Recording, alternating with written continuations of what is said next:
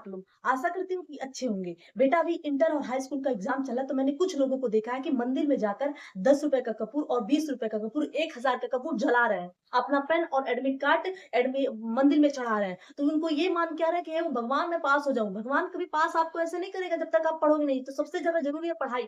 जब आप पढ़ोगे तभी पास होगे।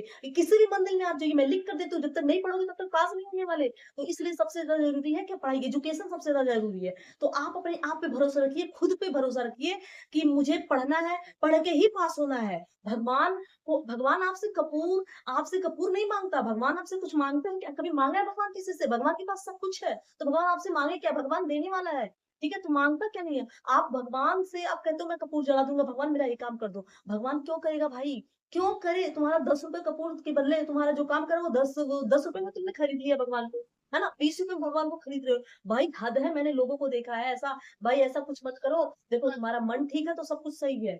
मन अगर ठीक है ना तुम्हारा तो सब कुछ सही है। और उसके बाद अभी जो बच्चे ऐसा कर रहे हैं ना तो ऐसा ना करें। हम उम्मीद करते हैं कि आप लोग भी आगे बढ़ें और एजुकेशन के ज़रिए आगे बढ़ें। अपने मेहनत की बदौलत आगे बढ़िए। आप उम्मीद बस एक से करिए कि आप खुद पे उम्मीद करिए, किसी पे उम्मीद नहीं नहीं किया जा सकता, ना ही किसी पे भरोसा कर किया जा सकता है। सिर्फ़ और सिर्फ़ जो भी सब करने वाले हैं सिर्फ़ हम हैं। अपने आप पे भरोसा रखो, अपने आप से उम्मीद रखें, किसी से उम्मीद ना रखो। जिससे उम्मीद रखोगे कौन तोड़ेगा? आज नहीं तो कल ज़रूर तोड़ेगा और जब टूटेगा तो सोचो क्या होगा तुम्हारे साथ? क्या होगा तुम्हारे साथ?